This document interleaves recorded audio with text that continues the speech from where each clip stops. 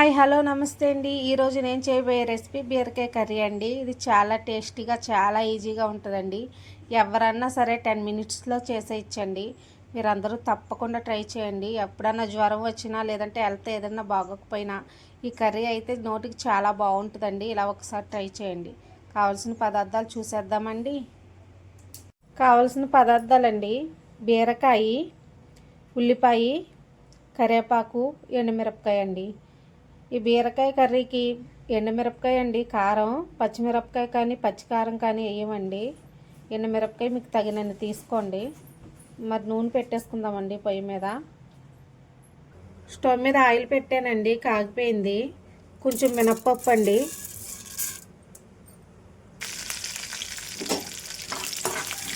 మినప్పప్పు కొంచెం వేగాలండి.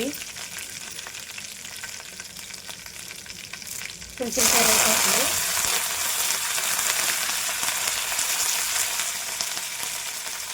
ఎండుమిరపకాయ మీ సైజు తగ్గట్టు ఇప్పుడే వేసేసుకోండి.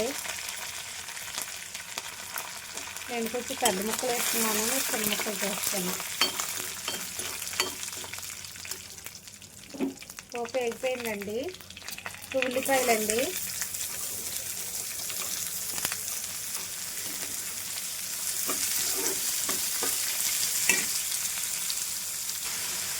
కొంచెం సాల్ట్ వేస్తున్నానండి త్వరగా ఎగుద్దని. ఒకసారి బాగా కలుపుకుందాం.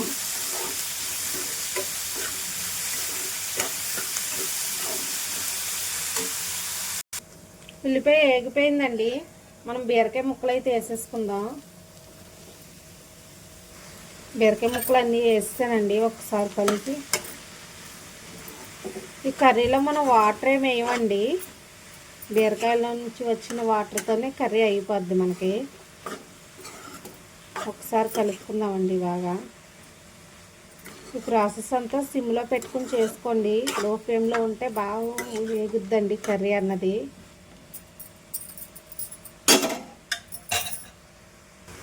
బీరకాయ ముక్కలు కొంచెం మగ్గినాయండి. కొంచెం పసుపు వేసుకుని సాల్ట్, ఇప్పుడు కర్రీకి తగినంత సాల్ట్ వేసేసుకోండి.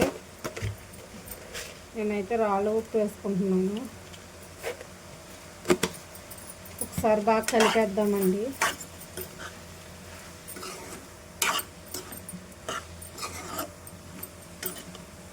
అయిపోయింది కదండి, మనం మూత పెట్టేసుకుందాం. అది దగ్గరికి పడిపోద్దండి. ఒకసారి మూత తీసి చూద్దామండి ఎంతవరకు అయిందో. చూడండి, వాటర్ వస్తుంది. అలా వాటర్ వచ్చి దగ్గరికి అయిపోద్దండి కర్రీ. మనం వాటర్ ఏమి వేయాల్సిన అవసరం లేదండి. చాలా టేస్టీగా ఉంటుందండి బీరకాయ కర్రీ.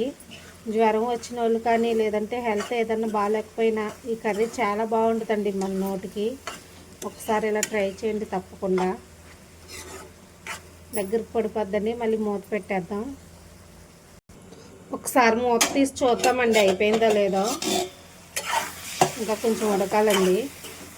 మధ్య మధ్యలో కలుపుతుండండి. ఈ స్టేజ్లో ఉన్నప్పుడు ఉప్పు కానీ సరిపోకపోతే చూసుకొని వేసుకోండి. నాకైతే అన్నీ సరిపోయినాయండి.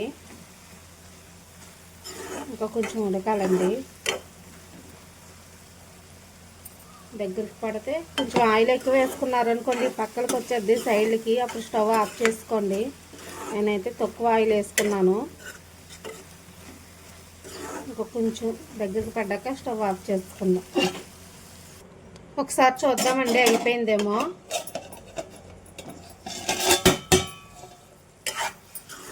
రెడీ అయిపోయిందండి బీరకాయ కర్రీ. చాలా టేస్టీగా ఉంటుందండి. ఒకసారి తప్పకుండా ట్రై చేయండి. లాస్ట్లో కొంచెం కొత్తిమీర వేసుకుందామండి. మీ దగ్గర ఉంటే వేసుకోండి, లేదంటే లేదు.